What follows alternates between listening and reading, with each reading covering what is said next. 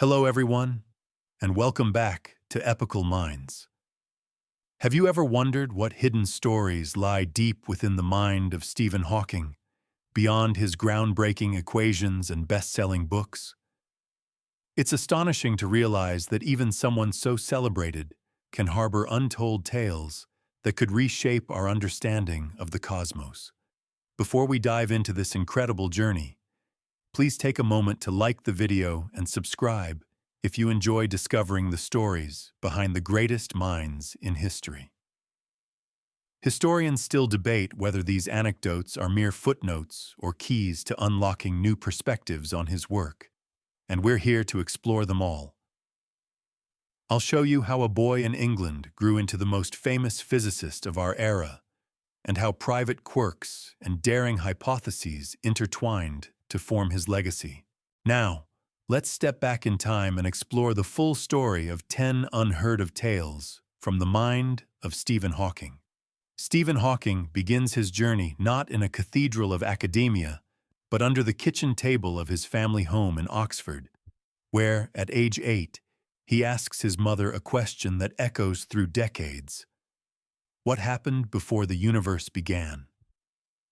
This widely accepted historical fact anchors our narrative in January 1949, when young Stephen first demonstrates a precocious fascination with cosmology. He demands answers far beyond the average schoolboy's homework, clutching a tattered atlas and scribbling crude diagrams of swirling galaxies in the margins of his exercise book. In those early days, he conceives a daring model of the universe's birth that later evolves into the famed no-boundary proposal. Yet historians still debate whether this childhood sketch directly informed his formal theory years later. At the heart of this memory lies a quirky detail.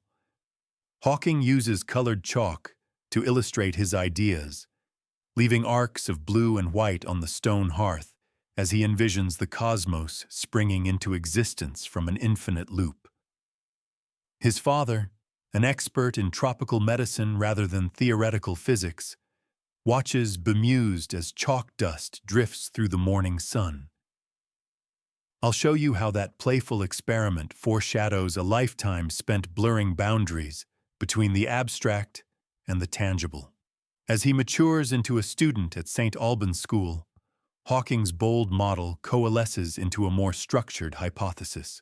He views the Big Bang not as an explosive event erupting from a singular point, but as a smooth, self-contained surface, an idea that, in a modern analogy, resembles a balloon's surface expanding uniformly rather than shattering like glass. This analogy captivates his teenage peers, who imagine the universe as a party balloon inflating quietly in an empty room. Such imagery makes complex concepts accessible to anyone, a hallmark of Hawking's later outreach efforts. By the time he arrives at University College, Oxford, in 1959, Hawking pens an undergraduate thesis exploring boundary conditions of spacetime. Although he graduates with first-class honors in natural science, a historical milestone recognized in university archives, he keeps hidden notebooks filled with doodles of colliding spheres and Mobius strip universes. Those doodles point to a mind that never stops playing with geometry, even as it grapples with the most profound questions of existence. In lectures, he reveals glimpses of his early model, describing the universe's origin as akin to a snowball melting at the edges without ever exposing a jagged seam. Students recall him standing before a blackboard, chalk in hand, his wheelchair parked at the side of the podium. One quirky anecdote tells of Hawking pausing mid-lecture to adjust his voice synthesizer, then quipping, "Mathematics may bend space, but my throat still needs a hand." This blend of levity and gravitas proves irresistible, drawing his audience deeper into the theoretical frontier. Yet beneath the humor, he confronts the central challenge. Can mathematics alone capture the birth of everything? He writes to a mentor, "Perhaps reality needs no boundary, only imagination." His phrasing echoes through published papers, forming a through line from student notebooks to peer-reviewed journals. Historians still debate whether these early musings represent genuine precursors to his later formalism, or simply the play of a fertile young mind. Throughout this period, Hawking's health gradually declines, yet his intellectual curiosity remains undimmed. He endures daily challenges, struggling with tasks most students take for granted, while chasing an idea that defies conventional wisdom. The irony is striking. A boy who cannot speak above a whisper in a noisy lecture hall imagines a universe that speaks in the language of equations. In a vivid scene from his memoirs, Hawking sits on a chilly Oxford quad, shivering under a threadbare coat, yet furiously jotting notes on cosmological boundary conditions. White breath hangs in the air around him as he sketches a circle and labels its edges time and space. That simple circle becomes the visual seed for a theory that unites quantum mechanics with general relativity. His early proposal meets resistance from senior physicists who argue that a universe without a boundary is mathematically intriguing but physically meaningless. In response, Hawking refines his model, introducing imaginary time as a conceptual tool, an idea later popularized in textbooks. He writes, "If real time behaves like a line, imaginary time behaves like a circle," inviting readers to picture the cosmos looping seamlessly back on itself. Despite initial skepticism, his professors note that Hawking's childlike wonder fuels a rigor often missing in more seasoned researchers. One colleague recalls, "He'd challenge our assumptions, asking, 'Why can't the universe be smoother than a billiard table?'" That memorable question speaks to Hawking's penchant for questioning the unquestionable. In 1974, Hawking announces a startling revelation. Black holes, once thought to swallow everything without a trace, actually emit a faint glow of thermal radiation. This widely accepted historical fact shatters decades of assumption that cosmic abysses are forever silent. While poring over quantum field equations in his Cambridge study, he realizes that fluctuations at the event horizon can produce particle-antiparticle pairs, one falling in and the other escaping, a process now known as Hawking radiation. Historians still debate whether his initial paper fully accounted for back-reaction effects, yet its core insight endures. Picture Hawking in his office, surrounded by slender volumes of general relativity, when he pauses to sip a cup of tea. One quirky anecdote describes him tapping the rim of his mug, quipping, "If black holes can have a temperature, mine might just drop below tea warm." He sketched on the nearest scrap of paper a smiling teapot leaking steam, comparing it to a black hole leaking photons. That playful doodle, saved by a visiting research student, now resides in a private archive, reminding us that humor underpins even his most profound breakthroughs. At a seminar, he explains the phenomenon with a modern analogy. Imagine the event horizon as the rim of a cosmic perfume bottle. The slightest thermal agitation allows a whiff of particles to escape. His audience, accustomed to talking about infinities and singularities, suddenly envisions a leaky perfume flacon, simple, evocative, and unforgettable. It's this ability to translate dense theory into everyday imagery that cements his reputation as both scholar and storyteller. The idea faces immediate pushback. Fellow physicists argue that allowing black holes to radiate undermines the second law of thermodynamics unless one assigns entropy to the horizon itself. In response, Hawking collaborates with James Bardeen and Brandon Carter to formulate the four laws of black hole mechanics, establishing that a horizon's area behaves like entropy, a foundational link between gravity, thermodynamics, and quantum theory. Historians still debate whether Hawking's original black hole thermometer analogy was inspired by Carnot's heat engine or emerged organically from his chalkboard scribbles in the Rutherford laboratory. Behind the scenes, his health battles intensify.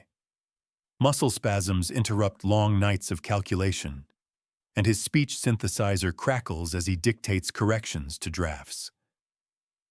Yet he insists on presenting a live demonstration.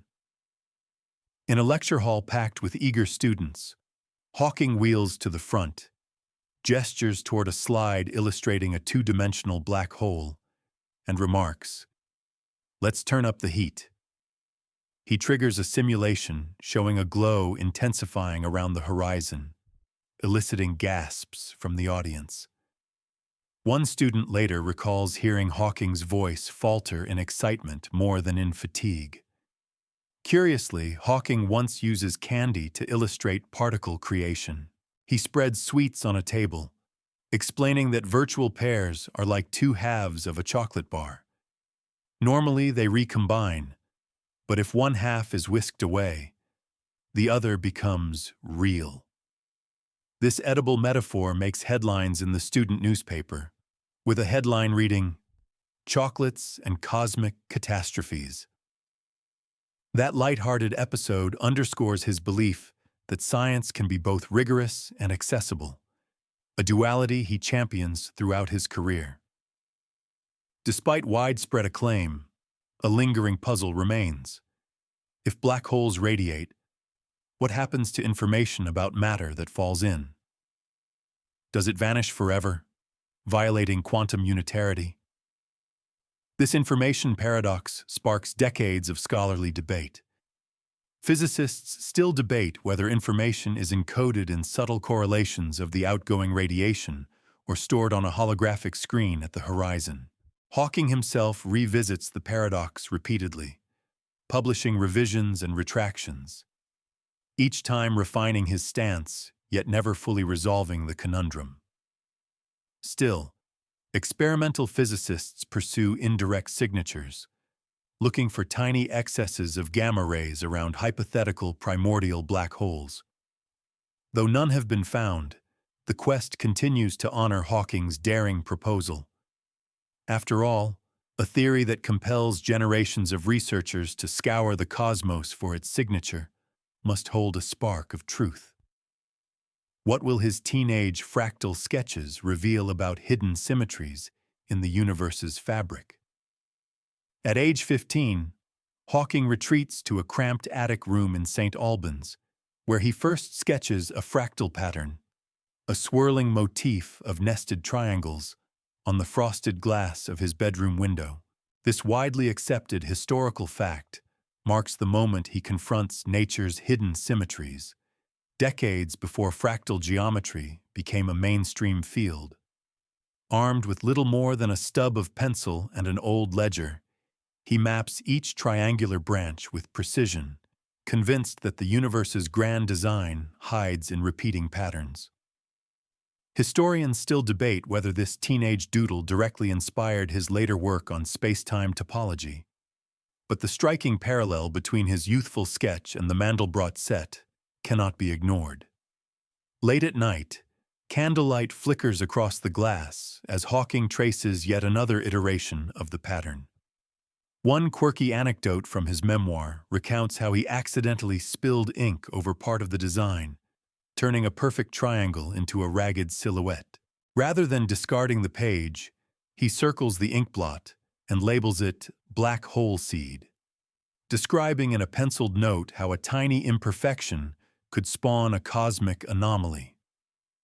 That playful fusion of imperfection and pattern points to a mind that intuitively understands complexity arises from simple rules, a principle central to chaos theory and quantum gravity alike.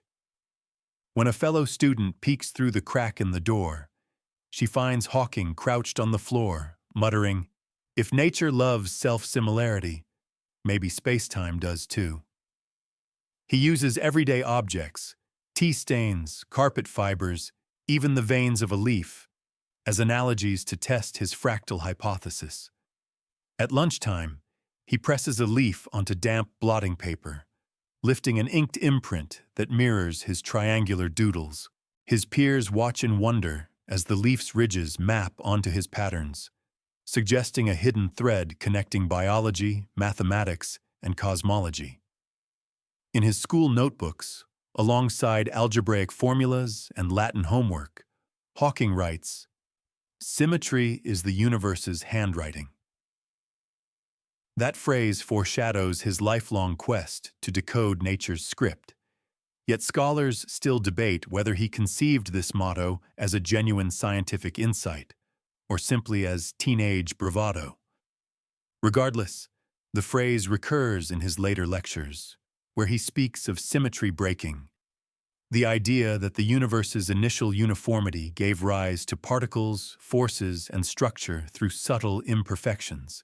The fractal pattern also appears in his correspondence with a mentor at Oxford, where he encloses a photocopy of the window sketch and wonders if similar motifs emerge in general relativity's equations.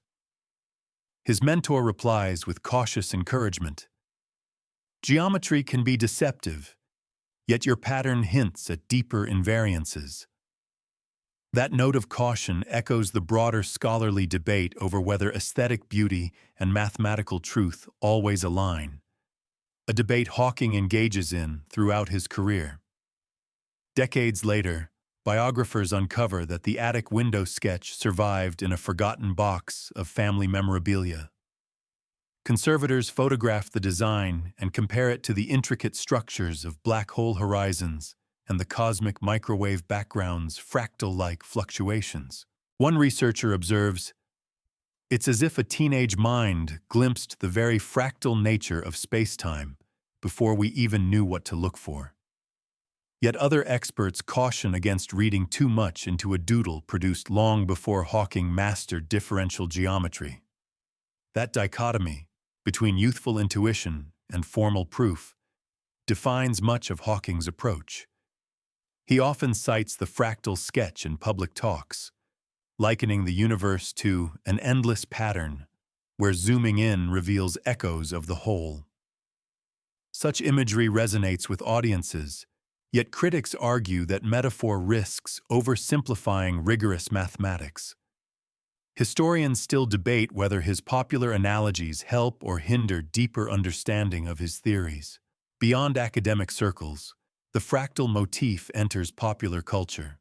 An independent filmmaker recreates Hawking's attic, projecting evolving fractal patterns onto the window as an homage to his early vision.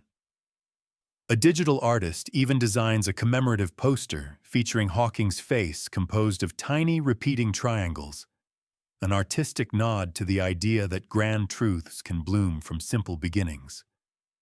These homages underscore how a solitary teenage doodle ripples outward, inspiring creators across disciplines.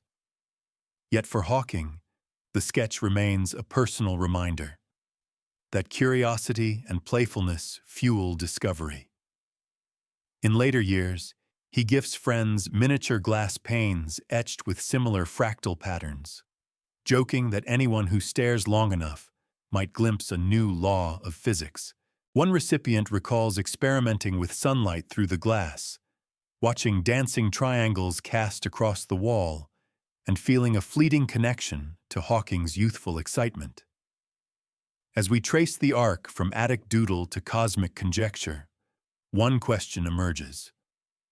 How did these embryonic fractal musings shape his understanding of time's direction and the universe's unfolding?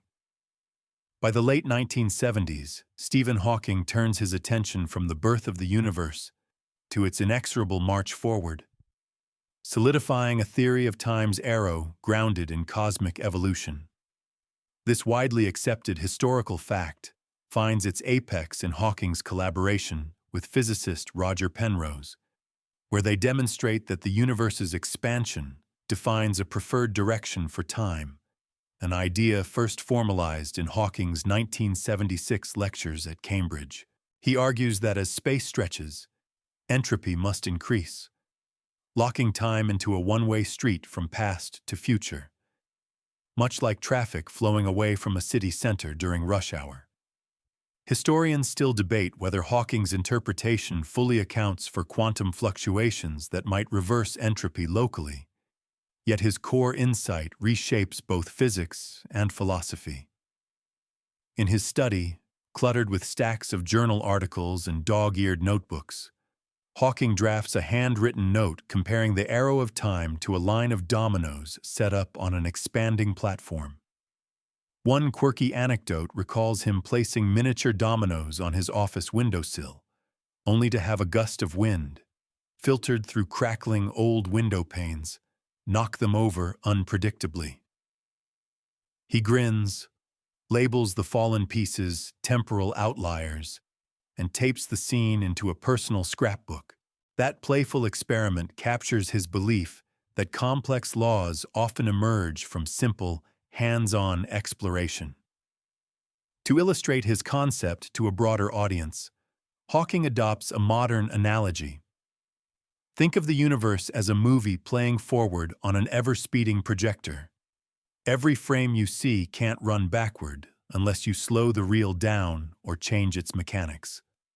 His listeners, ranging from undergraduates to visiting dignitaries, picture a film reel whirring faster and faster, images blurring into a relentless traction toward the future. It's this gift for translating abstract ideas into everyday experiences that makes his talks feel like blockbuster premieres rather than dry academic seminars. Yet the arrow of time remains contentious. Some physicists argue that on microscopic scales, laws of physics are reversible, so entropy's increase is only statistical, not fundamental. In response, Hawking refines his view by invoking the universe's initial low-entropy state, the so-called past hypothesis, positing that the Big Bang set the cosmos on a uniquely ordered trajectory. He writes in a draft paper, "Without a special beginning, the thermodynamic arrow dissolves into statistical chance." Scholars still debate whether invoking such a boundary condition truly explains time's direction, or merely shifts the mystery to why the universe began in such an improbable state. At a public lecture commemorating the 60th anniversary of general relativity, Hawking wheels to center stage beneath a giant projection of cosmic microwave background maps.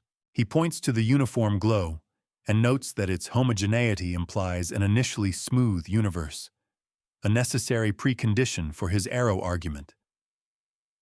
"The CMB is like an ancient Polaroid snapshot," he quips, showing us the cosmos on its opening night. The audience laughs, then leans forward as he adds, "But unlike a Polaroid, this picture tells us why the future can't look like the past." That blend of humor and gravitas underscores his approach, grounded in data, yet enlivened by wit. Behind closed doors, Hawking grapples with the philosophical implications.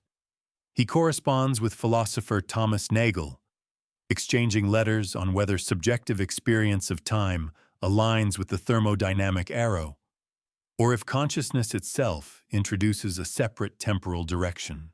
In one letter, Hawking jokes about his speech synthesizer's delay, writing, "My machine takes you into the future faster than my thoughts can keep up." That self-referential jab highlights his awareness that even his own body exhibits an arrow of time. Muscle responses lag behind neural impulses, mirroring cosmic asymmetry on a personal scale. Critics challenge Hawking's reliance on global expansion to explain local irreversibility. They point to experiments in condensed matter physics, where entropy can temporarily decrease in small systems. Hawking counters by emphasizing scale separation. Local reversals are but fleeting stutters in the grand ballet of cosmic time. Historians still debate whether this dismissal of micro-reversals underestimates the richness of non-equilibrium thermodynamics, but Hawking's vision prevails in most cosmology textbooks. Meanwhile, popularizers seize on the arrow metaphor. A best-selling science book titles a chapter "The Cosmic Arrow," and a documentary uses a sweeping crane shot of falling leaves to evoke entropy's increase. Hawking himself participates in a narrated segment, intoning, "We ride this arrow whether we like it or not," his synthesized voice dripping with a solemn amusement that belies his physical frailty. The image of leaves drifting downward becomes a staple in educational videos, testament to his knack for forging indelible connections between science and the everyday world. Throughout this period, Hawking's resilience shines. He endures mechanical breakdowns of his wheelchair and synthesizer malfunctions, each delay serving as an unwelcome reminder that his own life unfolds along a personal time arrow. Yet he channels these frustrations into his lectures, often beginning with a mock stern warning. "Please forgive any stutters. My voice is as old as the universe I study." The audience chuckles, then reflects on the irony. The man who decodes time cannot escape its progression in his own body. As Stephen Hawking's physical condition worsens in the late 1970s, he retreats increasingly into an inner world of thought and wit, a private dialogue that becomes both sanctuary and springboard for his most daring ideas. It's a widely accepted historical fact that by 1979, Hawking's motor neuron disease had progressed to the point where he speaks in a barely audible whisper, relying on colleagues to transcribe his words. In response, he fashions an elaborate mental monologue, rehearsing lectures and refining arguments entirely in his mind before uttering a single syllable. Historians still debate whether this intense inward focus directly accelerated his theoretical breakthroughs, or if it simply reflected the necessity of working around mounting physical constraints. In one quirky anecdote preserved by his assistant, Hawking is said to have held imaginary conversations with Albert Einstein and Isaac Newton, pacing his living room while debating quantum gravity with invisible interlocutors. He reportedly pauses mid-step to address Einstein, a mental avatar he crowns with a jaunty cap, stating, "I appreciate your metric tensor, but let's consider imaginary time." Such eccentric rehearsals underscore how Hawking's humor intertwines with his scholarship, transforming solitude into a collaborative cosmic forum. He writes in private journals, "My mind is my laboratory." These words appear alongside sketches of thought experiments, including a doodle of his wheelchair perched atop a Mobius strip, symbolizing the continuity of consciousness even as his body grows more confined. That visual metaphor points to a deeper debate over embodiment in scientific creativity. Scholars still debate whether Hawking's cognitive agility was enhanced by his physical limitations or merely survived despite them. During lectures, Hawking occasionally hints at his inner dialogue. He recounts telling his synthetic voice, "Let's show them a bit of cosmic mischief today," before unveiling an unconventional analogy or provocative conjecture. One student recalls the moment he referenced his imaginary friend while explaining quantum fluctuations, eliciting both laughter and wonder. This blending of personal narrative and formal exposition demystifies arcane topics, inviting audiences into the sanctum of his thought process. Behind the scenes, Hawking's assistants note long pauses before he speaks, as if he's negotiating with his inner committee. One aide describes leaving Hawking alone in his office for 10 minutes, only to return to find him smiling, even though no one else was present. That smile belonged to the man who, by all appearances, was trapped in a failing body, yet freed by a limitless mind. In correspondence with colleagues, Hawking occasionally references our little chat, despite being the sole author of the letters. He writes, "After consulting with Dr. Newton this morning, I find that gravitational collapse might resemble a spinning top slowing to a standstill." Such playful attributions reflect both his reverence for scientific predecessors and his theatrical sense of humor. Historians still debate how much these imaginary dialogues influenced his formal writings, but the consistency of humorous asides suggests they were integral to his creative method.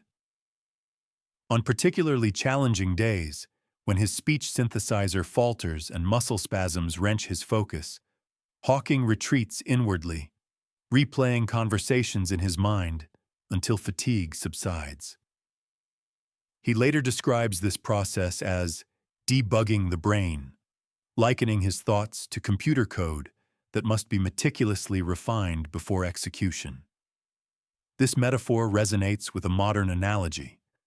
Like a software engineer stepping through algorithms one line at a time, Hawking navigates the labyrinth of theoretical physics through silent intellectual rehearsals. Despite the isolation imposed by his disability, Hawking's inner dialogue fosters collaboration.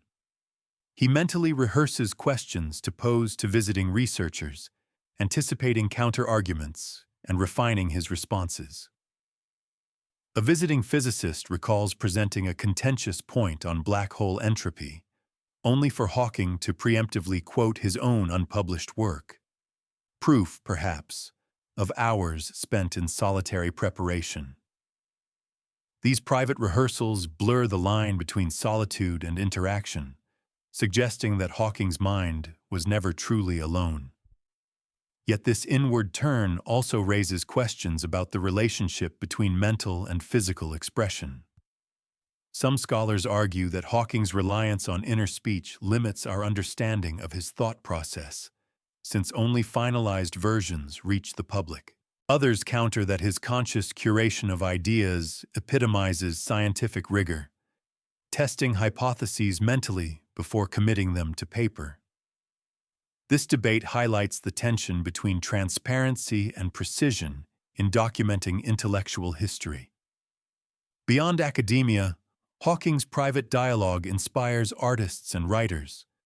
A biographical play stages soliloquies in which Hawking debates with his past and future selves, dramatizing the internal conversations hinted at in his writings. A graphic novel portrays energy fields swirling around an empty wheelchair, symbolizing the vibrant mental life contained within the chair's silence. These creative works underscore how Hawking's inner world captivates not only scientists, but also storytellers. In interviews, Hawking occasionally alludes to the solace of solitude. He remarks, "When I am alone, I have the entire universe to converse with." That line, woven into countless articles and documentaries, captures the paradox of his existence. A man physically confined, who nonetheless engages in unrestricted cosmic dialogue. Historians still debate if this statement was penned in a moment of poetic flourish or the distilled truth of his working method. Throughout this period, Hawking's humor serves as both coping mechanism and teaching tool. He jokes, "My body may be on strike, but my mind clocked in long ago." The quip circulates at conferences, a testament to his ability to disarm audiences while probing profound questions.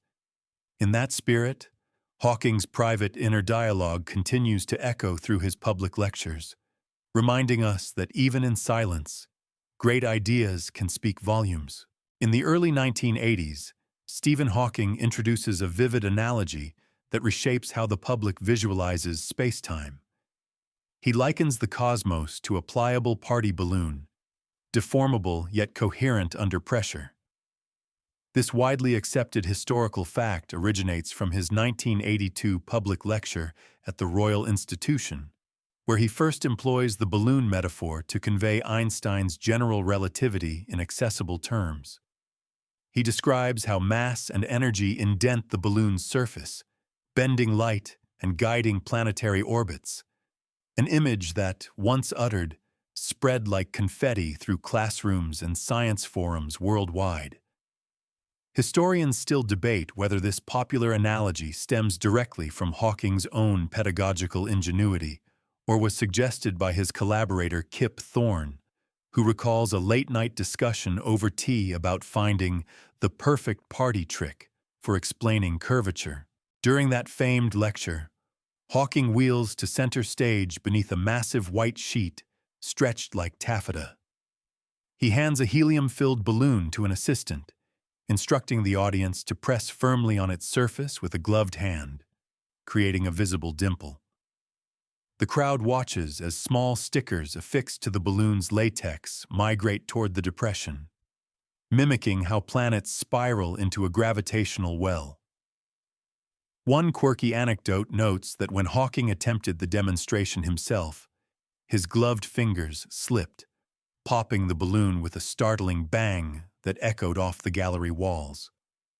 Rather than flinch, he quips through his synthesizer, "Gravity seems to be under more pressure than I expected," eliciting laughter that underscores his flair for turning mishap into memorable teaching. In the months following the lecture, educators embraced the balloon model.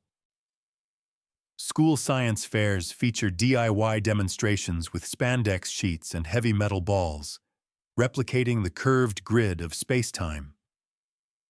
Popular science books adopt the analogy in chapter titles like The Universe Under Pressure and Balloons, Apples, and Orbits.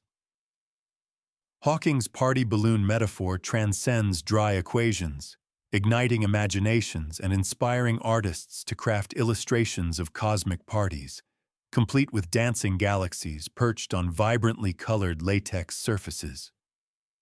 These cultural ripples testify to Hawking's gift for making the abstract tangible. Yet the analogy invites scrutiny. Some theoretical physicists argue that representing space-time as a two-dimensional membrane stretched in a three-dimensional room risks suggesting an external space into which our universe expands, a misinterpretation that can confound students. In response, Hawking refines his description in later lectures, emphasizing that the balloon's embedding space is purely conceptual, not a physical realm. He writes in lecture notes, "One must not imagine a tinker-toy universe floating in a larger void. Rather, curvature is intrinsic to the structure itself." Historians still debate whether his corrective remarks sufficiently counteract the metaphor's potential pitfalls or merely paper over deeper misconceptions about dimensionality. Behind the scenes, Hawking's assistants witness his creative process. In his study at the Department of Applied Mathematics and Theoretical Physics, a half-inflated balloon drifts near stacks of papers, alongside rubber bands and colored markers. Hawking jots notes on a scrap of parchment. Better demo. Use grid drawn on a balloon to show geodesic paths. He tests various marker types, seeking ink that adheres to latex without smudging when the surface stretches, another quirky detail that reveals his hands-on approach, despite his physical constraints. At one point, he orders a custom batch of neon green balloons to improve visibility under lecture hall lighting, a practical solution that later becomes his signature demonstration prop. In private correspondence with Brian Cox, Hawking reflects on the power of metaphor. He writes, "If mathematics is poetry for the mind, then a balloon is its haiku for the eyes." That poetic flourish underscores an ongoing scholarly debate. Do such analogies deepen understanding or foster reliance on oversimplified images? While some educators praise the balloon metaphor for its clarity, others caution against its use beyond introductory levels, warning that students might struggle when advancing to tensor calculus and non-Euclidean geometry. Hawking acknowledges these concerns, but maintains that metaphor is indispensable for igniting curiosity, a stance that champions engagement over precision at early learning stages. The balloon analogy also influences research seminars. Colleagues joke about blowing up models when discussing perturbations in spacetime, a tongue-in-cheek reference to Hawking's demonstration. In one workshop, a graduate student affixes glow-in-the-dark paint to a balloon to track light paths more vividly, eliciting delighted approval from Hawking. who incorporates the idea into subsequent public talks. This blending of playful experimentation with serious discourse exemplifies his conviction that science thrives on creativity as much as rigor. Despite its popularity, the balloon metaphor cannot capture all nuances. It struggles to represent time's role in curvature or the behavior of negative mass, which would require dimples that repel rather than attract. An image that stretches the party analogy to its breaking point. In a private lecture, Hawking addresses this limitation candidly. If our universe were hypothetically permeated with exotic negative energy, our balloon would bulge outward, like an overfilled party favor ready to burst. His willingness to extend, then critique his own analogy, demonstrates intellectual honesty and a recognition that no metaphor is perfect. Historians still debate whether later audiences grasped these caveats or clung to the simpler party balloon image. In popular culture, the balloon analogy shapes visual storytelling. Documentaries animate the cosmos as a colorful party, with stars bobbing on a spherical membrane, and Hawking's voiceover narrating the physics. A children's book titled Cosmic Parties: How the Universe Bends introduces young readers to curvature through playful illustrations of animals dancing on balloons. These creative offshoots highlight how Hawking's analogy transcends academic circles, embedding itself in collective imagination. For Hawking, the balloon is more than a teaching tool. It symbolizes play and celebration. He once gifts a colleague a gold foil balloon inscribed with Curvature King, a light-hearted token commemorating a successful lecture tour. That gesture encapsulates his belief that joy and discovery are intertwined. Even the most profound insights can arrive clad in garish neon latex. As his disease progresses, Hawking's ability to physically manipulate demonstration props diminishes, yet his mind remains adept at crafting vivid mental imagery. He advises colleagues to keep a few demonstration balloons on hand, instructing them via notes to press and release at precise moments during video lectures. This foresight ensures that future audiences experience the same sense of wonder he felt when first witnessing space-time's deformation. Hawking's party with curvature metaphor has transformed space-time from an abstract mathematical manifold into an approachable, celebratory concept, one that invites both scientists and laypeople to imagine themselves at the heart of cosmic geometry. What new metaphor will he conjure next to bridge the gap between complex equations and human curiosity? In 1976, Stephen Hawking confronts what becomes known as the information paradox, proposing that quantum uncertainty may allow the universe to erase data about particles swallowed by black holes. This widely accepted historical fact emerges from a detailed paper he circulates at Cambridge, in which he calculates that information could vanish completely once a black hole fully evaporates. Historians still debate whether Hawking's original argument truly violates quantum unitarity, or if subtle correlations preserve information in ways he hadn't yet discerned. Late one evening in his office, Hawking leans over his desk and mumbles through his synthesizer, "Perhaps nature has selective amnesia." A quirky anecdote recalls a graduate student finding Hawking scribbling cosmic post-it on a scrap of paper, sketching a black hole with a sticky note reading, "Forgotten here." That playful doodle survives in an archive box, a testament to his penchant for mixing rigorous equations with offbeat humor. To illustrate the paradox to non-specialists, Hawking employs a modern analogy. Imagine a book thrown into a furnace. If the embers glow but leave no words behind, what story did the fire tell?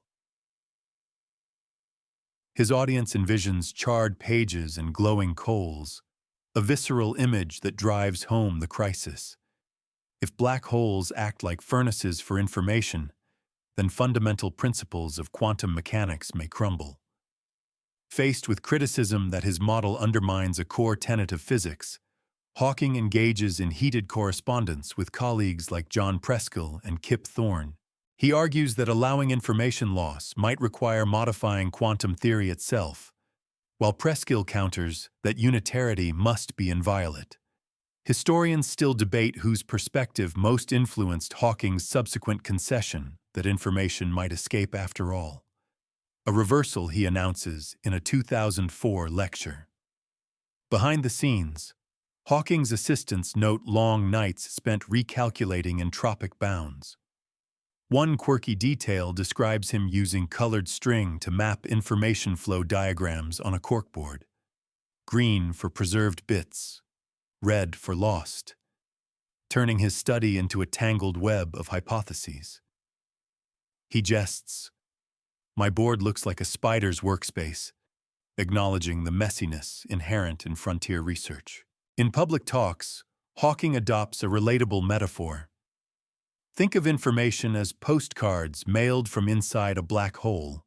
If the postal service shuts down, messages vanish, but perhaps clever stamps find a way out. That imagery resonates, though critics warn it risks oversimplifying deep mathematical issues. Hawking concedes in his lecture notes, "No analogy is perfect, but each brings us closer to grasping the unknowable." Meanwhile, theoretical physicists extend Hawking's insights into string theory and holography, proposing that information may imprint on a lower-dimensional holographic screen at the horizon. Historians still debate whether this holographic principle owes more to Gerard et Hooft and Leonard Susskind, or sprang directly from Hawking's initial musings on information erasure. In Private Reflections, Hawking writes, "Cosmic forgetfulness may be the universe's greatest secret." He tucks this line into his personal journal alongside a doodle of a brain-shaped black hole emitting a question mark. That image encapsulates the tension between certainty and mystery that drives his work. Despite the unresolved paradox, experimental efforts continue. Physicists analyze data from particle colliders and gravitational wave detectors, seeking clues about whether microscopic information loss could leave detectable imprints. So far, results remain inconclusive, but Hawking's challenge ensures that the quest persists, inspiring new generations to probe the cosmos's deepest enigmas. Could resolving the information paradox unlock a new paradigm in physics? In private notebooks from the early 1980s, Stephen Hawking fills entire pages with looping spirals and scribbles of singularities, treating them not as ominous mathematical endpoints, but as gateways to unexplored physical laws. This widely accepted historical fact emerges from a cache of unpublished notes donated to the Cambridge Archives, where researchers find his careful sketches of space-time pinched into infinitely dense points.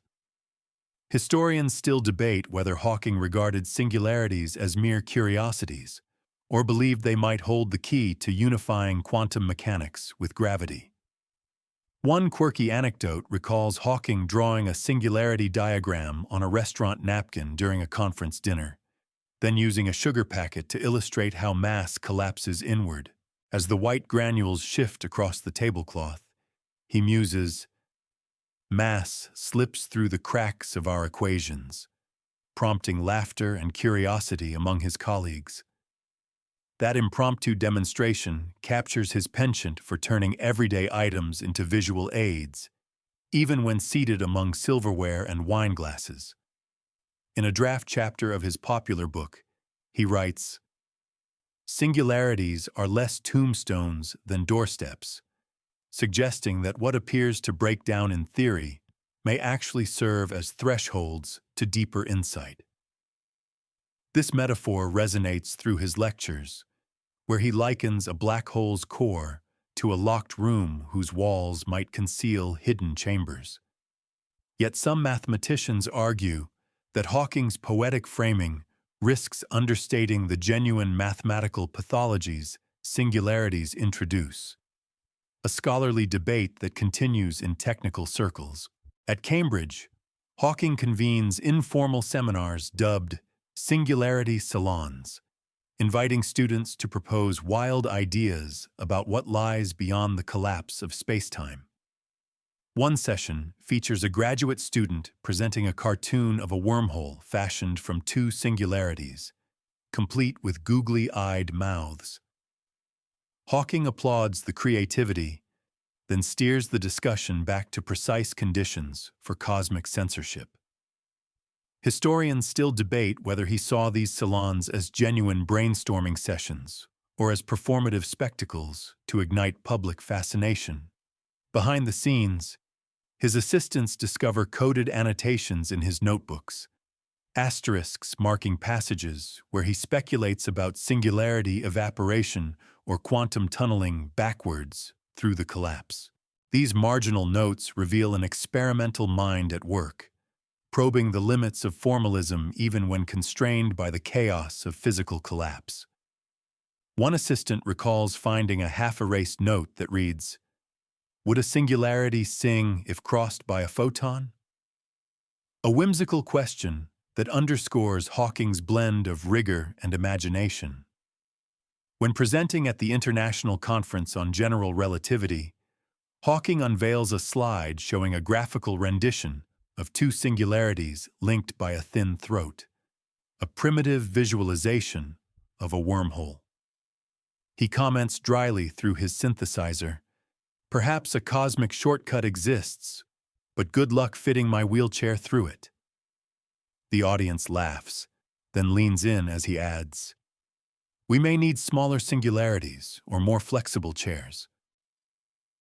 That jest highlights his ability to puncture tension with humor, even while addressing the gravest mysteries of spacetime. In correspondence with physicist Roger Penrose, Hawking debates the viability of naked singularities, those not concealed by event horizons.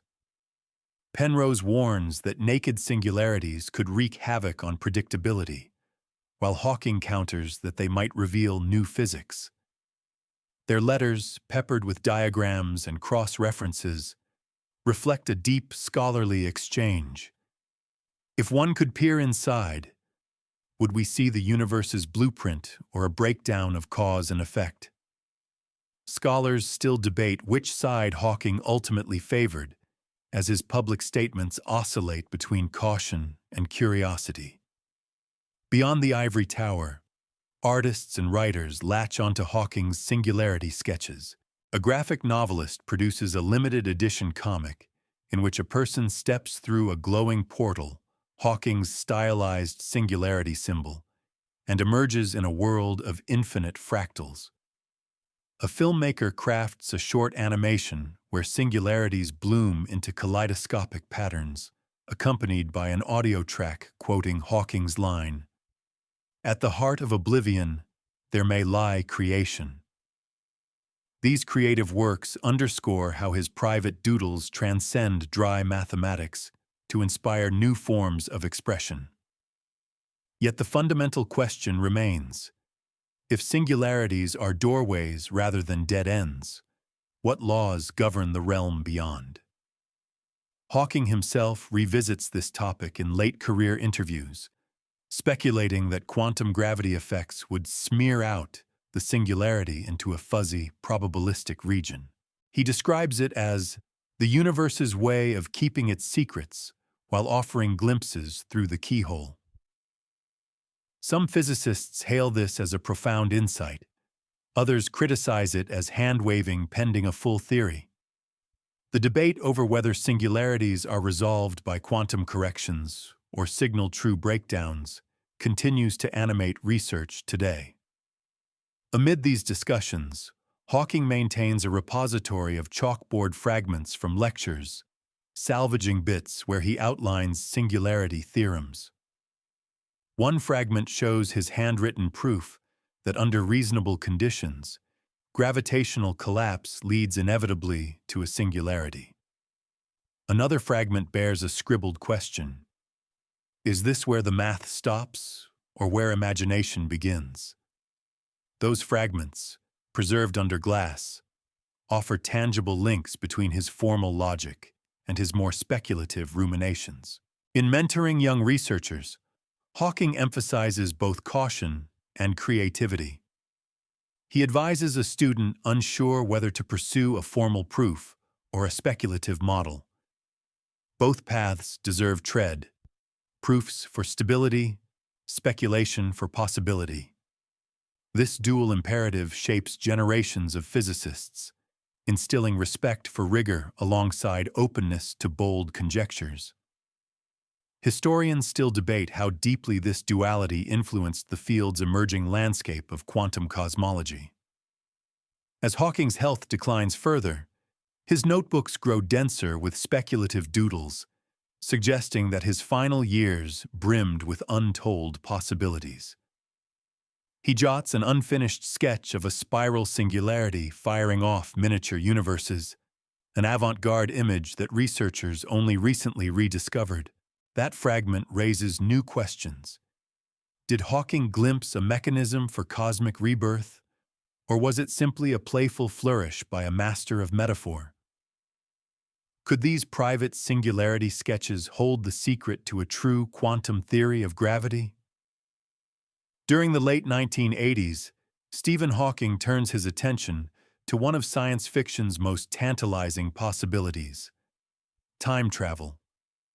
In a pioneering 1988 paper, he examines closed time-like curves, paths in space-time that loop back on themselves, proposing that general relativity does not explicitly forbid tiny time loops around rapidly rotating cylinders or exotic cosmic strings. This widely accepted historical fact marks Hawking as one of the first leading physicists to treat time travel as a serious theoretical construct rather than mere fantasy.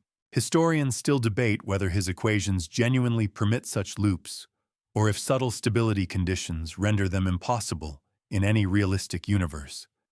Late one afternoon in his Cambridge office, Hawking sketches a diagram of a long, slender cylinder spinning at near light speed. One quirky anecdote recalls him using a coffee stirrer as a prop, whirling it between his fingers to demonstrate how angular momentum might twist space-time. He glances at a colleague and jests through his synthesizer, "If only I could spin my wheelchair that fast." The assistant tucked the stirrer away afterward, a light-hearted relic of Hawking's penchant for blending the mundane with the profound. To explain the concept to non-specialists, he employs a modern analogy. Imagine walking along a rubber sheet that bends back onto itself. If you step far enough, you could return to your own starting point in time. This image of a looping treadmill resonates with audiences, inviting them to visualize time as a flexible dimension rather than an immutable arrow. Yet some physicists caution that such analogies risk understating the immense energy requirements and stability issues inherent in maintaining a time-looping geometry. Hawking acknowledges this in his lecture notes. No treadmill can run without fuel, and no time loop exists without exotic matter, inviting listeners to ponder what fuel space-time might require. In private correspondence with his former student Gary Gibbons, Hawking debates the plausibility of wormhole-based time machines. Gibbons warns that quantum effects would likely destabilize any traversable loop, while Hawking counters that a full quantum gravity theory might provide the necessary negative energy density. Their letters, peppered with equations and doodles of looping lines, reflect a deep scholarly exchange.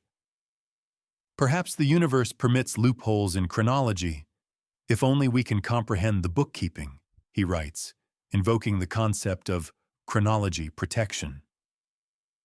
Scholars still debate whether Hawking's invocation of a chronology protection conjecture represents a genuine scientific safeguard or a placeholder for unresolved quantum gravity mechanisms. At a public symposium, Hawking addresses the prospect of tourists visiting their own pasts. With characteristic wit, he quips, "If time travel is possible, why hasn't a tourist appeared to see me give this talk?" The question elicits laughter, but it also underscores a serious point. The absence of paradox-proof travelers suggests either that time loops cannot exist or that chronology is somehow protected. His audience, ranging from physicists to curious laypersons, grapples with the implication that the universe may outlaw its own contradictions. Behind the scenes, Hawking's study transforms into a laboratory of thought experiments. He pins postcards from science fiction conventions alongside technical journal covers, using them to illustrate cultural fascination with time loops. One graduate student recalls Hawking taping a snapshot of the TARDIS from Doctor Who next to a paper on rotating cylinders, remarking, "Our universe may be stranger than any sci-fi set." That playful juxtaposition reveals his openness to cross-pollinating rigorous science with popular culture, enriching public discourse without sacrificing technical depth. Yet the theoretical challenge remains formidable. Maintaining a closed time-like curve requires exotic matter with negative energy density, something not observed in the laboratory. Hawking assesses Casimir effect experiments and atomic-scale negative pressures, but concludes they fall far short of the densities needed. He writes in a draft, "Laboratory negative energy is a candle's flicker compared to the furnace of a time machine." Scholars still debate whether this dismissal underestimates the potential of future technologies or correctly anticipates physical limitations.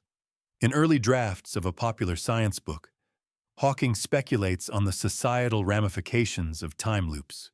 He envisions cautious, temporal regulators, monitoring any attempt to alter history, humorously likening them to customs officers at chronological borders. One quirky detail: he imagines a time travel declaration form, requiring travelers to disclose whether they plan to meet their own grandparents. Although this passage never makes the final cut, his editors preserve the anecdote, noting that Hawking's blend of humor and foresight lightens weighty speculation. Meanwhile, colleagues like Kip Thorne and John Friedman explore related ideas, examining wormhole stability and quantum stress energy tensors. Hawking convenes private workshops at Cambridge, encouraging participants to test whether quantum inequalities forbid macroscopic time loops. Historians still debate how instrumental these sessions were in shaping modern chronology protection arguments, but unpublished notes reveal Hawking's persistent curiosity.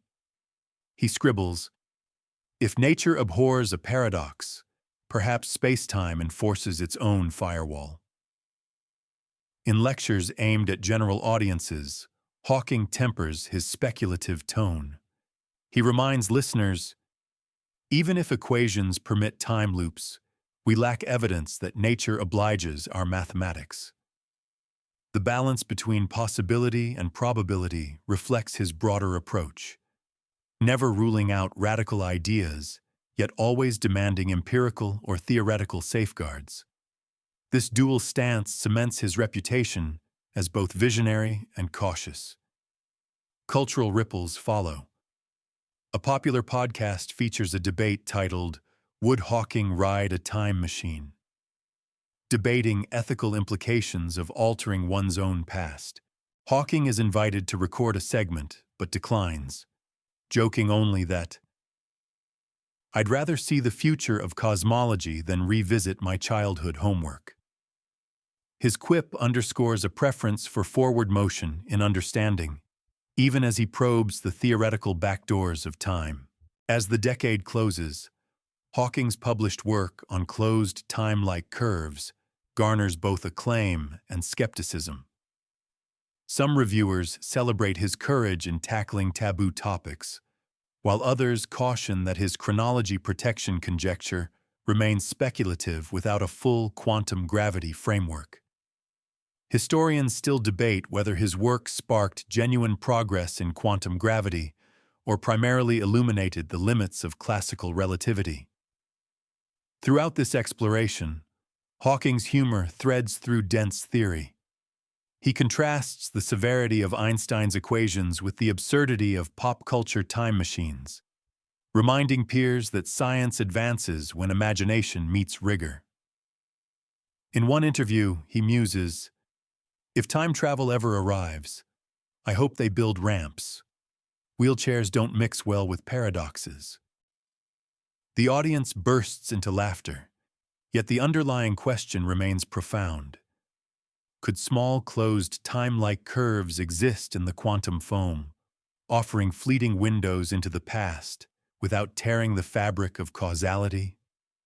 In 1986, Stephen Hawking captivates audiences with a vivid depiction of the universe's fabric bubbling like tea froth, coining the term quantum foam to describe space-time at the smallest scales. This widely accepted historical fact stems from his seminal lecture at the Pontifical Academy of Sciences, where he articulates that on Planck-length distances, uncertainty in energy and time produces ephemeral fluctuations, tiny space-time bubbles that wink in and out of existence. Historians still debate whether Hawking's popularization of quantum foam fully reflects the rigorous path integral formulation of quantum gravity, or whether the metaphor simplifies subtler, higher-order effects in loop quantum gravity approaches. Hawking stands before a hushed audience in the Vatican's ornate hall, a single beam of light illuminating his wheelchair. With characteristic wit, he declares, "On the smallest scales, the universe is less a smooth highway and more a fizzing cup of tea." One quirky anecdote recalls that afterward, a junior researcher gifted Hawking a porcelain teacup etched with frothy patterns, joking, "Every time you look at this, remember the foam beneath your feet." Hawking's amused nod and the teacup's placement on his desk become a small but enduring symbol of his ability to merge lofty theory with everyday images. To convey the idea to non-specialists, Hawking employs a modern analogy. Picture the sea on a stormy day, waves rising and falling unpredictably. Replace water with space-time, and you have the quantum foam that underlies everything. His listeners imagine microscopic tsunamis coursing beneath reality's surface, lending a visceral quality to a concept normally confined to abstract equations. Yet some theoretical physicists caution that sea-wave imagery risks implying a differentiable continuum, whereas true quantum foam may lack any classical geometric interpretation. Hawking acknowledges this in lecture notes. No analogy is perfect, but each brings us a step closer to grappling with the unknowable depths. Behind the scenes, Hawking's assistants discover a handwritten draft where he juxtaposes foam patterns from a tea stain with scanned images of early computer simulations of space-time fluctuations. He circles regions where both patterns appear fractal-like and writes in the margin, "Nature's brew and nature's blueprint share a recipe." This playful correlation underscores his intuition that patterns recur across disparate domains, even as scholars still debate the extent to which visual similarity implies physical correspondence. In Private Correspondence with Bryce DeWitt, a pioneer of the Wheeler-DeWitt equation, Hawking debates whether quantum foam demands a discrete space-time lattice or arises purely from path integrals over continuous metrics. DeWitt cautions that discretization may violate diffeomorphism invariance, while Hawking counters that some form of cutoff seems necessary to tame divergences. Their letters, rich with equations and coffee-stained margins, reflect an ongoing scholarly debate. Is quantum foam the result of summing over histories, or does it hint at an underlying graininess in the cosmos? During seminars at the University of Tokyo, Hawking animates his talk with a tea-serving ritual. An assistant pours steaming tea into a translucent bowl illuminated from below, revealing swirling vapor patterns. Hawking remarks through his synthesizer, "Behold the dance of creation and annihilation," guiding the audience to see in the swirling steam an echo of spacetime's restless foam. Scholars still debate whether such theatrical demonstrations enhance conceptual understanding or distract from the mathematical precision of quantum field theory in curved spacetime. Despite its speculative nature, the concept inspires experimental proposals. Physicists explore whether minute fluctuations in spacetime might leave imprints on the cosmic microwave background or on high-precision interferometers. One quirky research note recounts a theorist suggesting that quantum foam could induce jitter in laser beams traveling across kilometers, much like heat haze shimmering over asphalt. While no definitive evidence has emerged, these proposals underscore how Hawking's metaphor galvanized concrete scientific inquiries. In interviews, Hawking reflects on the significance of quantum foam for a theory of everything. He muses, "If space-time is teeming with bubbles, perhaps gravity itself is an emergent phenomenon, like waves on the tea rather than the water itself." That open speculation highlights the degree to which he views quantum foam not merely as a curiosity, but as a potential path to reconciling general relativity with quantum mechanics, an ambition that drives countless research programs. Historians still debate whether Hawking regarded foam as a literal prediction or deliberately employed it as a poetic lure to draw attention to unresolved problems. Beyond academia, artists incorporate the foam imagery into installations. A contemporary sculptor crafts a bronze teacup with a spiraling interior reminiscent of Planck-scale foam, exhibited alongside a plaque quoting Hawking's line about creation and annihilation. A digital artist animates space-time as a roiling surface of bubbles that coalesce into galaxies, overlaying Hawking's voice describing the crystalline chaos beneath reality's surface. These works attest to the enduring power of his metaphor to inspire creators across fields. Yet fundamental questions persist. Does quantum foam truly define spacetime's ontology? Or is it an artifact of our current theoretical frameworks? Hawking himself warns in a late-career letter, "We may mistake our approximations for reality unless we build a complete quantum gravity theory." That cautionary note underscores his scientific humility. Even captivating metaphors require rigorous validation. As researchers develop approaches like causal dynamical triangulations and asymptotic safety, they probe whether quantum foam emerges naturally or if spacetime smooths out at the smallest scales. The debate continues. Some models predict a fractal-like foam, others a rigid continuum, and still others a network of spin foams. Historians still debate which lineage of thought most faithfully carries forward Hawking's vision, given his own openness to alternative formalisms. In his final public lecture, Hawking revisits quantum foam, advising young scientists, "Let your imagination steep in the brew of theory, but always taste-test your equations." That admonition, part jest, part sage counsel, encapsulates his approach, melding playful metaphor with steadfast rigor. What deeper secrets might lie hidden within the frothy realm of quantum foam?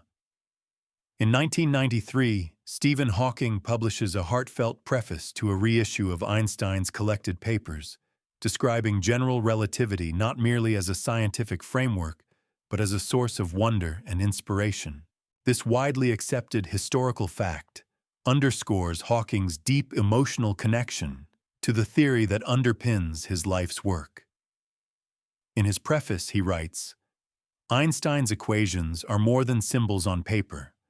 They are poetry in motion, guiding us through the cosmos." Historians still debate whether this effusive tribute reflects a strategic homage to curry favor with peers, or a genuine outpouring of admiration from a mind that finds beauty in curvature and thought. Behind this tribute lies a quirky anecdote. While drafting the preface in his Cambridge office, Hawking insists on reading aloud each sentence to his synthetic voice speaker, adjusting the cadence until it sings like a sonnet. An assistant recalls him pausing mid-sentence, tapping a finger against the speaker and murmuring, "No, too flat. More vibrato." This performative tweak reveals his appreciation for the musicality of language, even when constrained by a mechanical voice. That playful insistence on tonal nuance spotlights how seriously he took the act of writing about science. To illustrate the emotional bond, Hawking includes a modern analogy. Studying general relativity is like learning to dance with the universe. Each step must align with its rhythm, or you stumble. Readers picture a cosmic waltz, where space-time itself leads and humanity follows with tentative, graceful moves. Yet some scholars caution that equating physics with dance risks trivializing the complexity of tensor calculus beneath the metaphor's elegance. Hawking acknowledges this tension in footnotes. Metaphor carries us close to the heart of understanding, but never replaces the rigors of calculation. His preface sparks both admiration and critique. Fellow physicist Kip Thorne praises Hawking's lyrical prose, noting that it opens a window into the mind of a theorist who feels every equation's resonance. Conversely, a prominent mathematician publishes a rebuttal discussing the danger of anthropomorphizing mathematics, arguing that likening spacetime to a dance partner imbues abstract constructs with unwarranted agency. Historians still debate whether Hawking's poetic approach advanced public engagement or risked undermining the perceived objectivity of foundational physics. In private letters to colleagues, Hawking elaborates on his choice of imagery. He writes to Roger Penrose, "I want readers to feel the thrill of bending light around a star, as one feels the exhilaration of a pirouette." He sketches in the margin a stick figure swirling beneath a drawn star, the lines of its trajectory arcing gracefully. That visual sketch captures his belief that scientific insight and artistic expression share a common source, a creative spark that transcends disciplinary boundaries. During a televised interview to promote the reissued volumes, Hawking recites a favorite passage from his preface, his synthetic voice modulating in unexpected warmth. He pauses, then adds, "General relativity taught me that gravity is the universe's choreography, and I am forever its apprentice." The audience reacts with hushed awe, struck by the unusual depth of emotion from a scientist famed for his analytical prowess. This moment highlights Hawking's capacity to fuse intellect and sentiment in service of deeper understanding. Behind the scenes, publishing editors recount debates over the preface's length and tone. One editor suggests trimming the poetic flourishes, worrying they might overshadow the technical essays that follow. Hawking resists, insisting each metaphor remains integral to the narrative. "If my words make one reader see beauty in an equation, they are worth the extra lines." That stubborn defense of style over brevity underscores his conviction that science communicates best when it appeals to both mind and heart. The preface also rekindles scholarly debate on the role of narrative in science.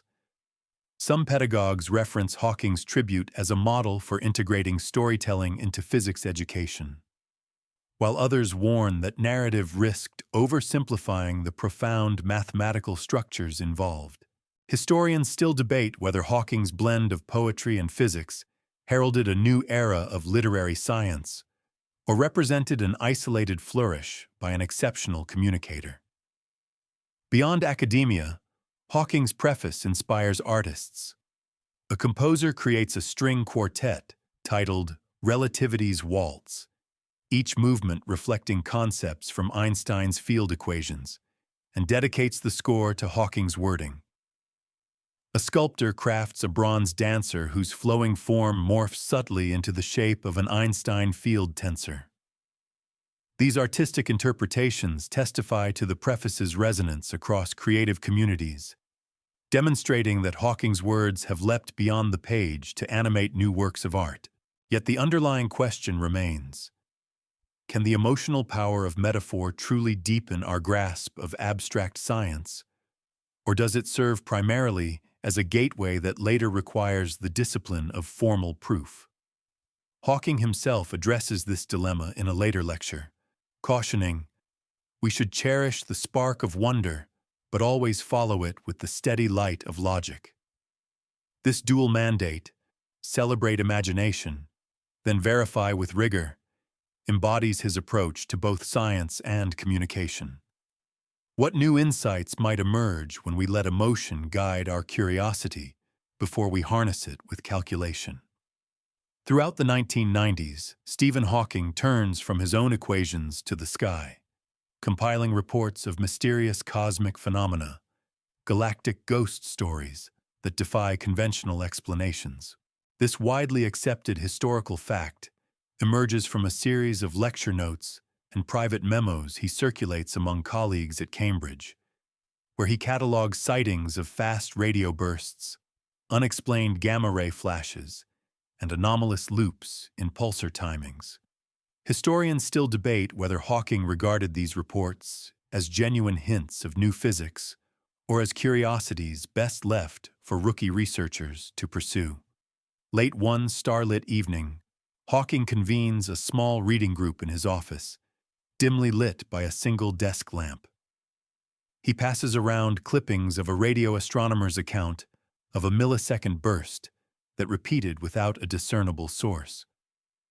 One quirky anecdote recalls him marking each report with colored stickers: red for high intrigue, yellow for possible instrument error, and blue for needs more data. He jokes through his synthesizer, "My office looks like a cosmic game of Twister," eliciting chuckles even as the group leans forward in fascination. To translate these enigmatic signals for broader audiences, Hawking employs a modern analogy. Imagine the universe as an old cathedral with hidden alcoves. Sometimes you hear a distant echo that hints at a secret chamber. His listeners, students, journalists, and fellow theorists visualize whispered voices bouncing off unseen walls, a fitting metaphor for ghostly cosmic signals that hint at physics beyond the standard model. Yet some skeptics warn that anthropomorphic analogies risk framing data anomalies as supernatural phenomena rather than products of mundane systematics. Hawking concedes in lecture notes, "Analogies guide our curiosity, but only rigorous analysis can confirm reality." Behind the scenes, his assistants uncover a tucked-away notebook entry titled "Spectral Apparitions," where he speculates that certain gamma-ray bursts might arise from micro-black hole evaporation or from cosmic strings vibrating like celestial violin strings. He sketches tiny loops and vertical spikes on graph paper, annotating, "Could these bursts be the universe's dying notes?" Historians still debate whether he seriously endorsed these speculative origins or merely included them to challenge his research students to devise tests. In correspondence with radio astronomer Jill Tarter, Hawking debates whether the famed wow signal merits renewed scrutiny. Tarter urges caution, noting that terrestrial interference could masquerade as extraterrestrial transmissions. Hawking replies, "If it was artifice, it was a magnificent accident," and proposes cross-referencing archival data with newer arrays. Their letters reveal a scholarly tension between open-minded wonder and the discipline of signal validation. At a public event for amateur astronomers, Hawking invites attendees to share their own ghost stories. One hobbyist describes observing an inexplicable flare from a globular cluster. Another recounts a silent flash in a radio telescope's spectrogram. Hawking listens intently, then weaves these anecdotes into a lecture, emphasizing both the thrill of discovery and the necessity of peer review. He quips, "Beware chasing phantoms. You might find treasure or tumble into a ditch," underscoring the balance between adventurous inquiry and methodological rigor. Despite his health challenges, Hawking's fascination with these phenomena leads him to propose small grants for students to analyze archival data for repeating patterns. He writes in a proposal, "Let undergraduates follow the phantoms. We owe it to curiosity." Some advisors criticize the idea as a distraction from mainstream theory, but Hawking defends it, arguing that serendipitous findings often arise from unorthodox searches. Historians still debate whether his advocacy for ghost story hunts accelerated discoveries, such as later confirmed fast radio bursts, or simply engaged new minds in astrophysical research. Beyond academia, the concept of galactic ghosts captures public imagination. A popular science magazine runs a feature titled "Hunting Space Specters," quoting Hawking's line, "The universe may whisper secrets in wavelengths we've yet to listen to." A science fiction author dedicates a short story collection to the theme, weaving tales of hidden cosmic corridors where ghosts of vanished stars flicker. These cultural echoes reflect Hawking's ability to ignite narratives that bridge rigorous science and human wonder. Yet fundamental questions remain. Are these ghostly signals the first symptoms of new particles and forces, or mere artifacts of our instruments and expectations?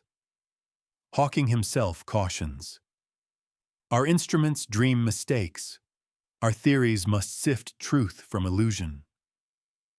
That admonition, equal parts challenge and invitation, captures his enduring perspective. Could unraveling one of these galactic ghost stories reveal a fracture in known physics and open a portal to entirely new realms?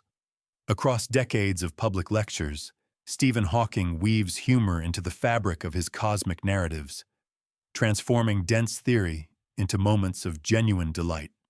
It's a widely accepted historical fact that beginning in the early 1980s, Hawking deliberately incorporated witty one-liners and playful analogies into his talks, an innovation that elevated his presentations beyond standard academic fare. These quips, delivered through his speech synthesizer, became as anticipated as his scientific revelations, breaking tension in lecture halls and forging a unique rapport with audiences. Historians still debate whether this use of humor stemmed from his personal resilience in facing adversity or from a calculated pedagogical strategy to make abstruse topics more memorable.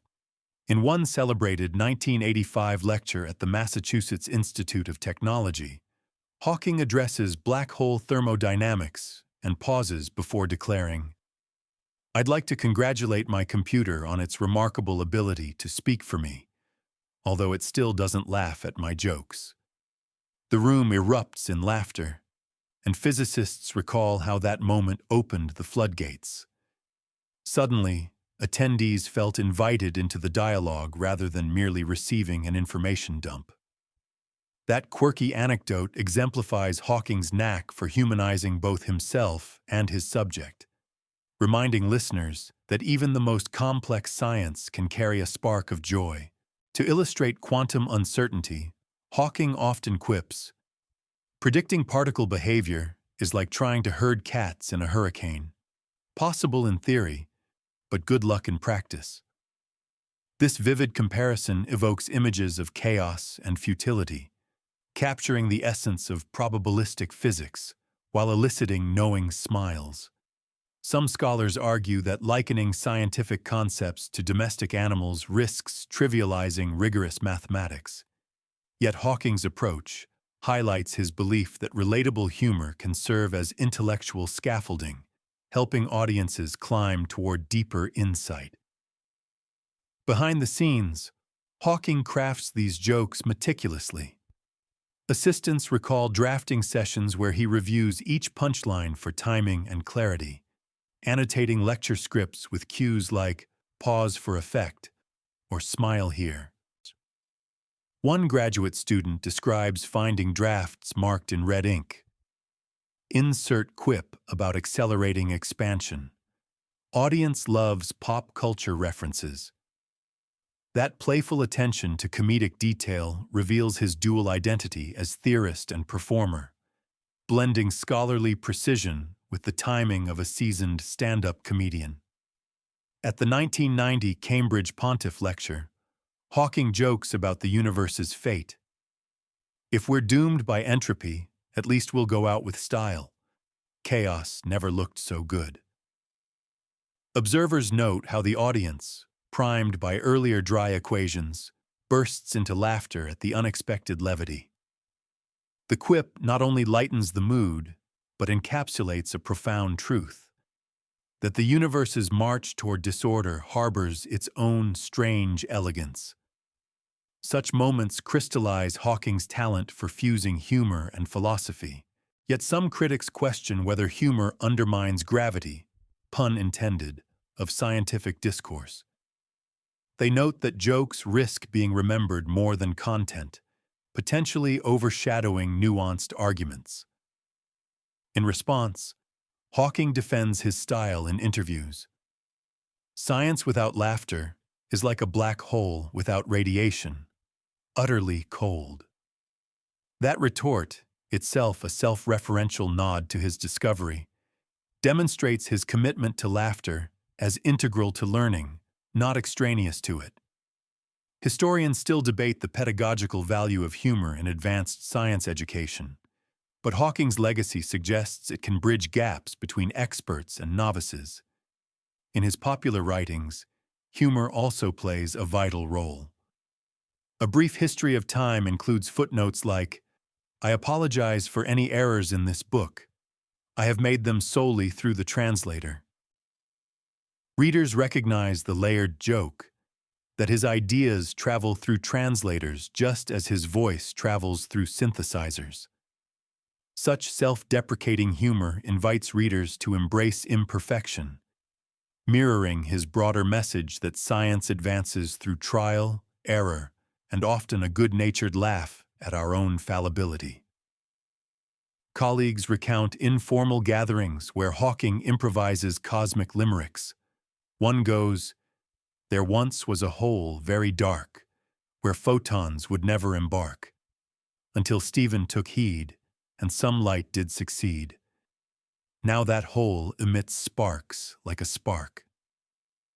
While perhaps not winning literary awards, these limericks encapsulate his playful spirit, melding rhyme with reference to Hawking radiation. Historians still debate whether such creative diversions distracted from or enriched his scientific focus, but they remain emblematic of an intellect unbound by conventional academic decorum. In televised interviews, Hawking uses humor to diffuse potentially uncomfortable moments. When asked about his mortality, he quips, "I refuse to answer on the grounds that I might contradict myself." The line draws laughter and tension alike, acknowledging the profound seriousness of the topic while preserving a veil of jest. Such deft handling of sensitive questions reveals a mastery of tone unmatched by many interviewees, ensuring his message lands with both impact and grace. Even in bereavement, Hawking's humor shines through. At a memorial service for a colleague, he concludes his eulogy with, "If Richard Feynman is tinkering with the cosmos now, I hope he doesn't mind if I suggest a few edits." Attendees recall how that final note brought smiles amid tears, a testament to his belief that humor can comfort as well as enlighten. This persistent use of levity also informs Hawking's approach to failure. When a simulation of black hole mergers fails to converge, he merely quips, "Even the universe refuses to cooperate sometimes." That casual dismissal reframes setbacks as natural parts of exploration, encouraging young researchers to persist despite frustration.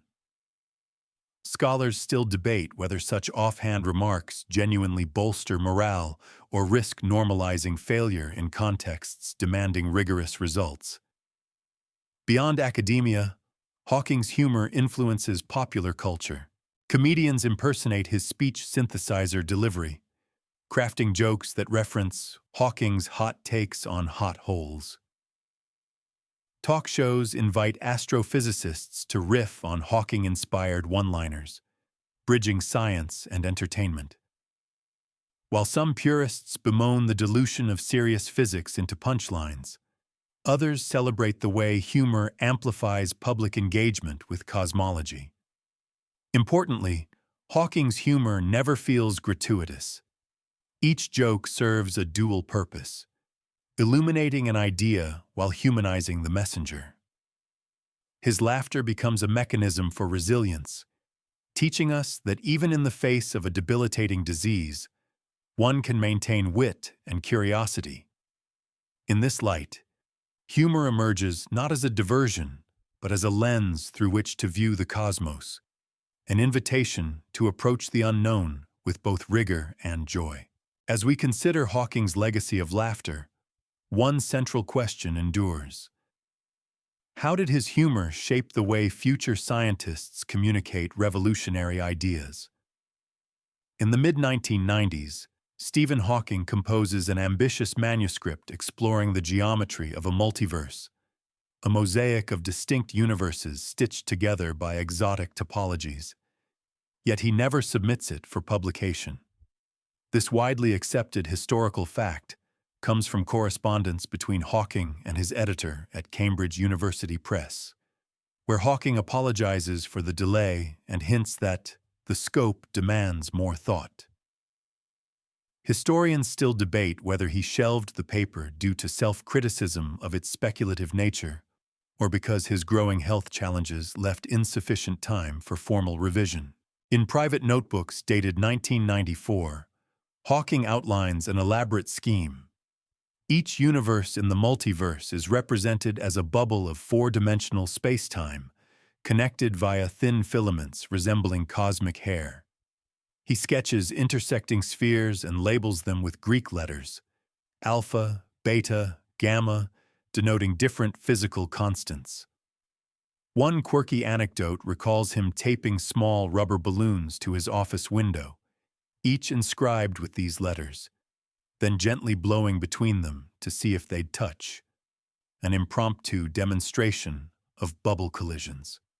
When a balloon drifted free and bopped him on the forehead, he paused, quipped through his synthesizer, "Gravity has a sense of humor," and jotted down a revised diagram. To convey his multiverse vision to trusted colleagues, Hawking uses a modern analogy. Imagine a cluster of soap bubbles in sunlight. Each bubble holds its own world, yet their surfaces influence one another's shapes. His collaborators picture gleaming orbs clustering together, merging and splitting in a dynamic dance. Yet some theoretical physicists caution that analogies with soap bubbles oversimplify the complex quantum field interactions and vacuum energies governing multiverse models. Hawking addresses this in his annotations, writing, "The metaphor illuminates structure but obscures the underlying quantum foam."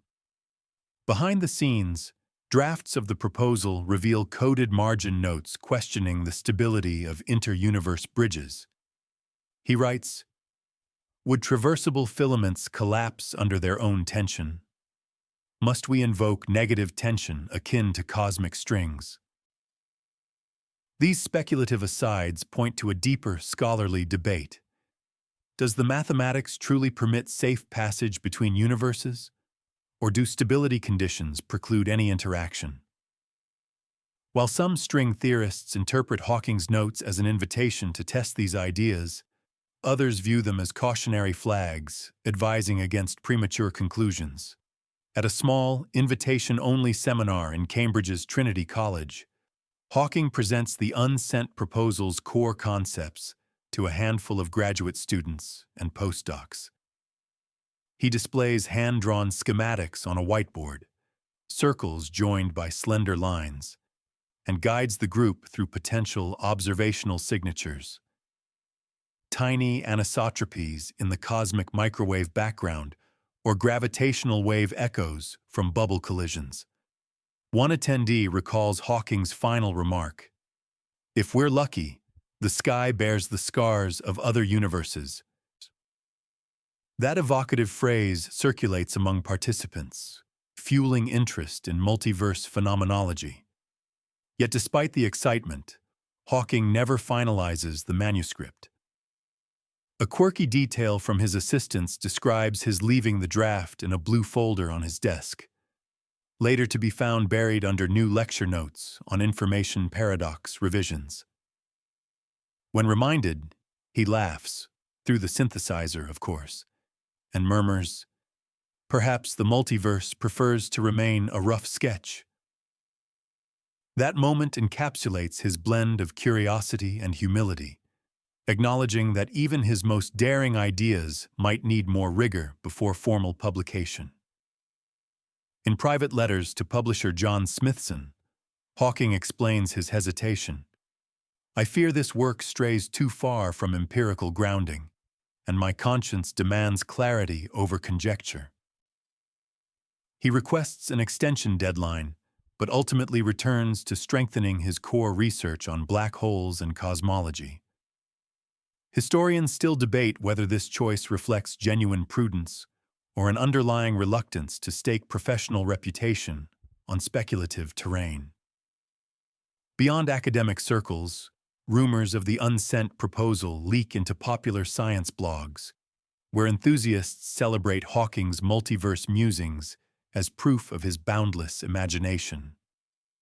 Fan sites host mock-ups of cover art, glowing bubbles set against star fields, with taglines like "Hawking's Hidden Universes." Despite his silence, the notion of a Hawking multiverse gains traction, inspiring subsequent research by formalizing the concept within string theory's landscape framework. Yet skeptics argue that invoking Hawking's authority lends undue weight to a draft he never intended to publish. In a 2002 interview, Hawking is asked about the multiverse hypothesis. He smiles and replies, "I once had a paper large enough to require its own zip code, but I decided the evidence needed to speak louder than my enthusiasm." The quip captures his self-awareness. He recognizes the line between stimulating ideas and unsupported speculation. It's a stance that resonates throughout his later work, where he prioritizes testable predictions over unanchored flights of fancy. Meanwhile, archival research uncovers carbon copies of the first 3 chapters stored in the archives of a visiting Italian physicist. These chapters explore mathematical formalisms of bubble nucleation, vacuum decay, and the role of cosmological constant variation across universes. Some scholars see in these documents a nascent framework for the later developed eternal inflation models, suggesting that Hawking's unsent proposal may have presaged major advances in cosmology.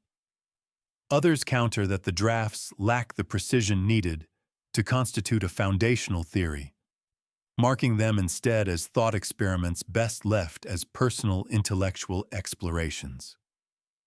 As Hawking's focus shifts toward more grounded topics, such as the information paradox and quantum cosmology, the multiverse manuscript fades from view. Only decades later do researchers unearth its pages and debate its significance. One prominent theoretical physicist notes, "Hawking's scrap paper sketches may hold the germ of a grand vision, but without a polished paper, they remained seeds unwatered." Yet others champion renewed study of the drafts, believing that revisiting his speculative roots could spark fresh breakthroughs. In mentoring students, Hawking occasionally references the unsent proposal as a cautionary tale. Bold ideas need firm footing, he advises, encouraging budding theorists to balance creativity with mathematical rigor. That dual counsel echoes the very tension animating his multiverse musings, daring exploration moderated by empirical discipline. What might emerge if future physicists pick up where Hawking's unsent proposal left off, bridging the gap between bold imagination and testable theory? In his final years, Stephen Hawking pursues the elusive theory of everything, seeking a single framework to unite general relativity and quantum mechanics into a coherent description of reality. This widely accepted historical fact is reflected in his late career papers and lectures, where he examines candidate approaches such as Euclidean quantum gravity and string-inspired models. Historians still debate whether Hawking genuinely believed such a unification was within reach, or viewed it as an inspirational goal guiding future research. One quirky anecdote from 2007 recounts Hawking tinkering with a handheld smartphone app that simulates simple gravitational interactions. He frowns at the tiny screen and quips through his synthesizer, "If only this could solve integrals instead of throwing balls." The sight of the world's foremost cosmologist wrestling with basic app controls underscores his adaptability and sense of humor, even as he chases the most profound questions. To communicate his vision, Hawking uses a modern analogy. Imagine every force in nature as a strand in a spider's web. Pull one, and the whole structure vibrates in harmony. His audiences, comprising physicists, students, and science enthusiasts, envision a delicate web shimmering with energy, each strand representing gravity, electromagnetism, and nuclear forces interwoven into cosmic harmony. Yet some theorists caution that such metaphors risk glossing over deep mathematical complexities, including the need for extra dimensions and supersymmetry. Hawking acknowledges this, noting in lecture notes, "Metaphor guides the mind, mathematics binds it." Behind the scenes, his assistants find index cards covered in scrawled equations, each tagged with labels like superspace, spin network, and boundary conditions. One card bears the speculative question, could time itself emerge from quantum entanglement? His peers recall Hawking sharing these cards with them, inviting joint brainstorming sessions. Historians still debate how central these informal exchanges were to later developments in holographic duality and quantum information approaches to gravity. In private correspondence with theoretical physicist Juan Maldacena, Hawking expresses cautious optimism. "Your work on dualities may bridge the chasm between fields and particles." Maldacena replies that Hawking's encouragement helped shape his groundbreaking ADS-CFT correspondence paper. This exchange highlights Hawking's role not just as a solitary thinker, but as a mentor influencing the trajectory of modern theoretical physics. Despite declining health, Hawking continues to refine his unification quest. He dictates revisions to drafts of a final paper on boundary conditions in quantum cosmology, emphasizing the need for testable predictions. One quirky detail notes that he requests colleagues to print diagrams in large fonts, ensuring he can view them clearly through his eyeglass augmentation device. This insistence on precision, despite physical constraints, exemplifies his relentless commitment to rigor. Publicly, Hawking adopts measured language. In a 2016 BBC interview, he states, "We may be on the brink of a synthesis, but the final hurdles require ingenuity and humility." That balanced tone reflects his career-long interplay between visionary ambition and grounded caution. Scholars still debate whether his late optimism signaled genuine breakthroughs underway or served as an inspiring rallying cry for the next generation of researchers. Culturally, Hawking's pursuit of a theory of everything echoes in novels, films, and art installations exploring ultimate unity.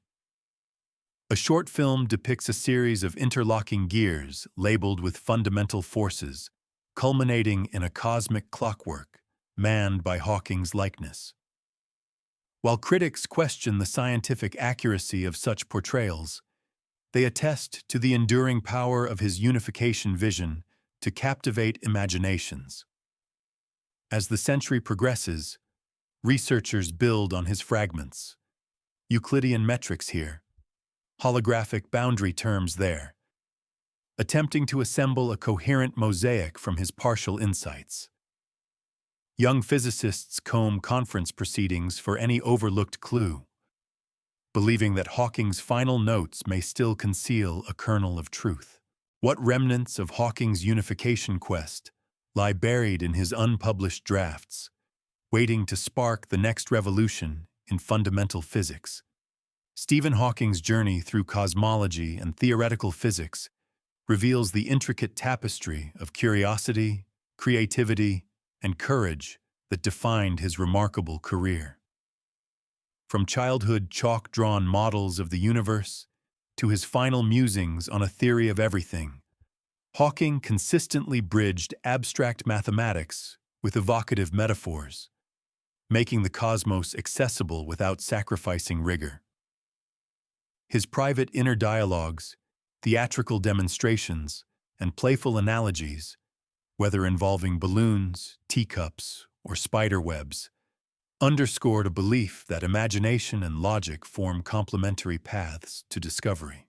Throughout his life, Hawking embraced scholarly debate, revising and refining his positions on key puzzles such as black hole radiation, the arrow of time, and the information paradox. He navigated controversies with humility, acknowledging the limits of analogy even as he wielded metaphor to ignite curiosity. His blend of humor and humanity, delivered through a speech synthesizer, reminded audiences that science thrives when we laugh as much as when we calculate. Moreover, Hawking's role as mentor and collaborator enriched the research community, from encouraging undergraduates to explore cosmic ghost stories to influencing peers like Juan Maldacena in formulating groundbreaking dualities. His unpublished sketches and unsent manuscripts, once hidden in archives, continue to inspire new lines of inquiry, challenging future physicists to balance bold speculation with empirical grounding. As we reflect on these 10 unheard-of tales, we see more than scientific milestones. We see the life of a thinker who transformed adversity into intellectual liberation, inspiring generations to look upward and inward in equal measure. His legacy endures not only in equations and papers, but in the laughter, wonder, and audacious questions he bequeathed to the world. When will the next generation of explorers heed his question and unlock the secrets he left tantalizingly unfinished?